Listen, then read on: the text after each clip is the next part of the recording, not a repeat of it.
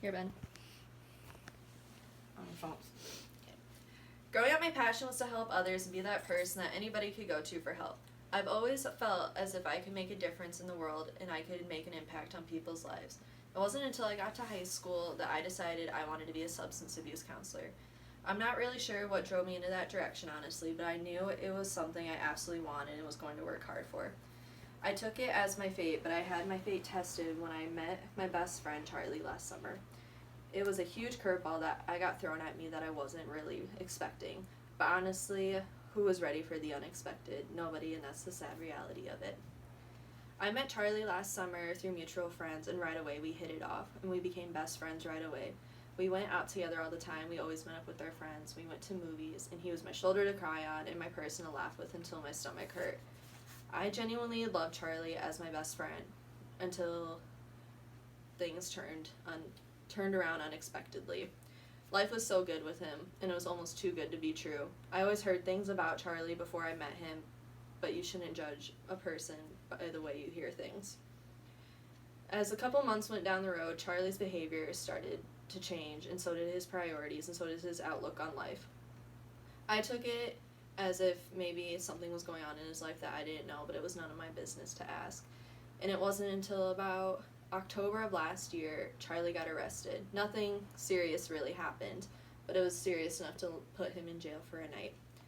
After that arrest, I think Charlie took a whole 360. I didn't recognize him anymore, and it was a really sad thing to go through. But as his best friend, I stayed, and I helped him get a job because he lost his because of the arrest. I took him on car rides because he didn't have his license anymore, and I wanted to be that person that was there for him. I got him food. I always saw him after work and after school, and I did what I could because that's what a best friend does, and I knew he would do the same for me. But as time went on, his mood changed dramatically, and it was something that I couldn't keep on to anymore.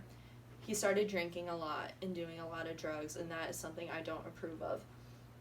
His mood changed to the point where he would go MIA for me for 3 days, and 3 days turned into 5 days. Those 5 days turned into a week, weeks turned into months, and so on. He would lash out on me and call me names I've never been called before in my life, and it was to the point where I couldn't handle it anymore. But what do best friends do? They stay and help even when you're at your lowest point. The longer I stayed, the more I lost myself, because as much as I wanted the old Charlie back, I knew I couldn't get him, but I stayed thinking eventually he'd come back to me.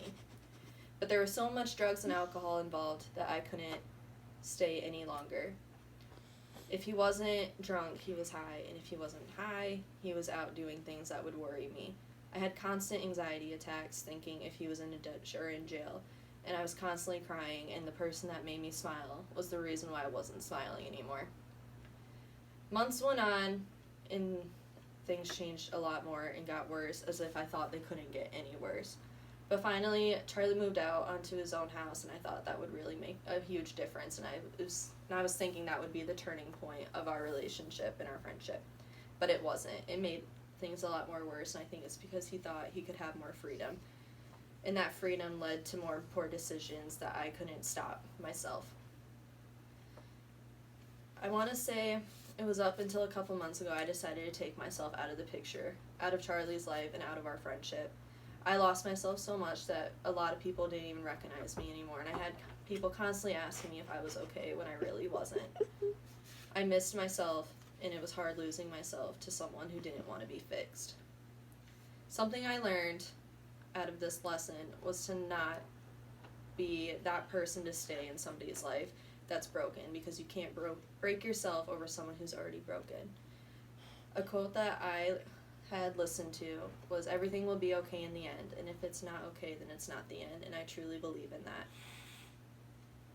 Because I believe that there is going to be an okay end for Charlie, and I believe that for myself as well.